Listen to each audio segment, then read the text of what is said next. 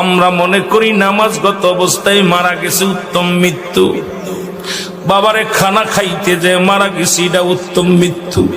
সড়ক দুর্ঘটনায় মারা যায়, গমের ঘরে মারা যায়, কত না দুর্ঘটনায় মারা যায়।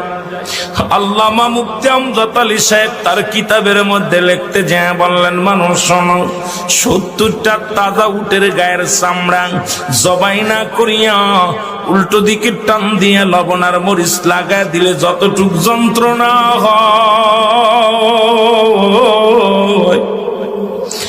এর চাইতে 70 গুণ যন্ত্রণা হলো একটা সাধারণ মৃত্যু।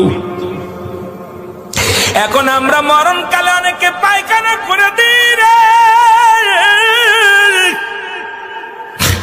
মরণের সময় অনেকে প্রস্রাব করে দিই। অনেক দাদা বাবার চোখটা বড় বড় হয়ে গেছে মরণের সময়। অনেকের মরণের সময়, মুসলমান শুনে নাও, অনেকের মরণের সময় এই দুটি অমুসলমান জিহ্বাটা বাইর হয়ে গেছে। তাদের মরণটা কত কঠিন হয়। সহজ মৃত্যু যদি এত কঠিন হয়, কঠিন মৃত্যুটা কত কঠিন।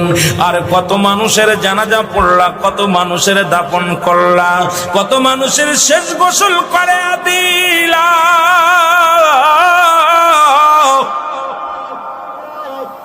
আজকে একবারও চিন্তা করলে না তোমার গোসল কে করাইবে, তোমার কবর কে খুঁড়বে, তোমার জানাজা কে পড়বে রে মুসলমান, তোমার কে তোমার দাফন করবে? আল্লাহ, এই কার জন্য তুমি সুদ খাও, কার জন্য ঘুষ খাও, কার জন্য জিনা ব্যভিচার করো, কার জন্য মিথ্যা মামলা দাও, মিথ্যা কথা বলো, কার জন্য পরের বউ ভেঙে নিয়ে যাও, কার জন্য তুমি অন্যায় পথে পা বাড়াইলা, দুনিয়ার সম্পদ করলাও। এই দুনিয়ার সম্পদ খাবে লোকে, তোমার দেহটা খাবে পোকে। এই দেহ কেন তোমার পোক পাকালিতে খেয়ে ফেলবে? ও মুসলমান, এমন দেহ করো যে দেহটার মধ্যে পোকা লাগবে না, যে দেহটার মধ্যে কোনো পোকা মাকড় এসে লাগবে না, সাপ বিচ্ছু লাগবে না।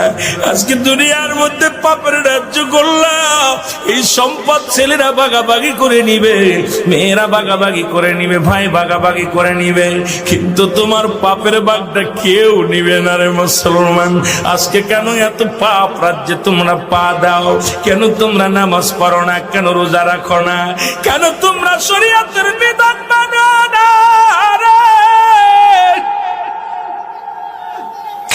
এই দুনিয়ার মানুষের কোন দিন ডাকে যাবে আল্লাহ, এই দুনিয়ার মাসের চলে যাব, এই দুনিয়ার ভিতরে ছিলাম না, থাকবো না, থাকা সম্ভব নয়। এই জন্য চোখের পানি ছেড়ে দাও, কাঁদো চোখের পানি। যে চোখ দিয়া মাছের চোখের মতো একটু পানি গড়াইয়া পড়বে, আমার আল্লাহ চোখ দুটো জাহান্নামে দিবে।